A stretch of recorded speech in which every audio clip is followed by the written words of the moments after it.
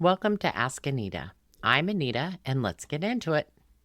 The questions on the show come from real people in real situations. Friends, family, community members, and listeners who submit through the link in the show notes. It doesn't matter how they reach me, the names are always protected, the questions are always real. If something has been sitting on your mind, that link is in the show notes. Today's question comes from someone I'm calling always last on the list. And I want you to know, I did not have to think very hard about that name because every woman listening right now just felt it. This one is for every woman who pours and pours and then looks up one day and wonders where she went. Here's the question. Hi, Anita. How do you balance constantly pouring into others while still making time for yourself without feeling guilty?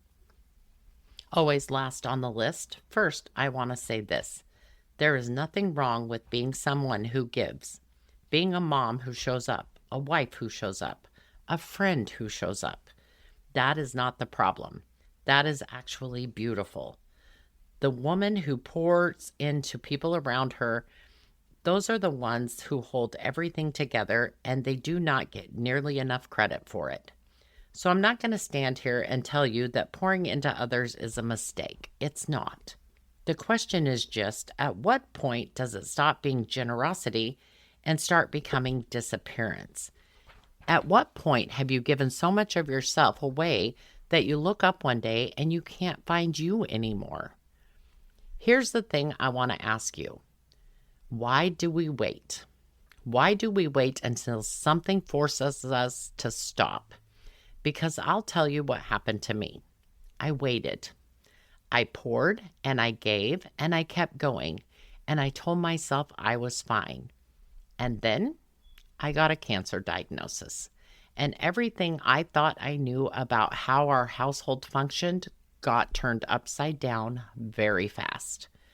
When you find out you have cancer and you know that surgeries and treatments are ahead of you, you do a very fast accounting of your life. And what I realized quickly was that I had been doing things for other people I loved that they were completely capable of doing themselves. Not because they couldn't, because I'd never stopped long enough to let them. I had made myself so necessary that nobody ever had to figure it out. I looked at what was coming and I thought, I cannot do all of this and go through what I'm about to go through. Something has to change. And that something was me. So I started handing things over. My husband, my kids, I started teaching them how to make a doctor's appointment, how to handle things I had been handling for them for years. And was there resistance? Absolutely, because they loved me and they wanted me to rest. And they also had no idea how to do any of it because I had never let them. It was uncomfortable for everyone, but I did it anyway. With my parents, it involved more. My sisters, my family was spread out, so I built a shared calendar. Every appointment, every errand, every phone call that needed to happen went on the calendar. And whoever had that day available, they claimed it. It made caregiving a shared responsibility instead of one person's entire life. And here's what I want you to hear. They figured it out.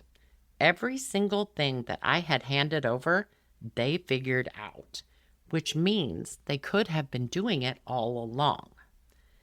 Now, I also have a compression machine that massages my arm and my breast every single day to keep the swelling down from my lymph nodes. I have to lay down for an hour while the machine does its thing. Every day, non-negotiable. When I first started, an hour felt like forever.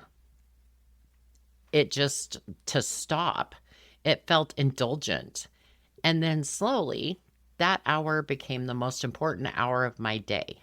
Not because of the machine, but because of the quiet.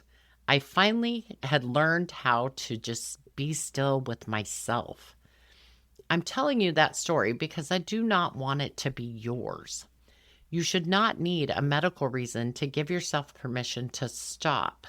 You are equally as important as everyone else in your life. Not more important, equally. And that shift from last place to equal is not selfish. That is necessary. So here's what I want you to do. Start smaller than you think you need to. You do not need an hour. Start with 30 minutes. But here's the key. You put it on your calendar like it is a meeting you cannot cancel. You pick a time where you actually have a shot at making it happen. Before anyone else is up, after everyone goes to bed, just 30 minutes. Sit in your favorite chair, grab a blanket, make a coffee, and just be. That 30 minutes is not for planning your day. It's not for running through everyone else's schedule in your head. It is for one question. Where am I? And what do I want? Not what does my family need? Not what is on the to-do list. What do I want just for me? And when life gets in the way, because it will, you do not give up. You just make it happen the next day. You give yourself the same grace you would give anyone else you love. You ask how to do this without guilt. Here's what I want you to remember every single time that guilt shows up. The 30 minutes you take for yourself does not make you less of a mom or less of a wife or less of a friend. It makes you more. It makes you someone who knows who she is instead of someone who just keeps giving until there's nothing left and then wonders what happened to her. You are not last on anyone's list, but you have to stop being last on your own list. Put yourself on the calendar. Keep that appointment. You earned it.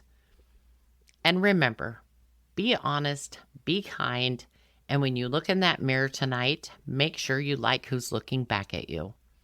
I'll see you Tuesday.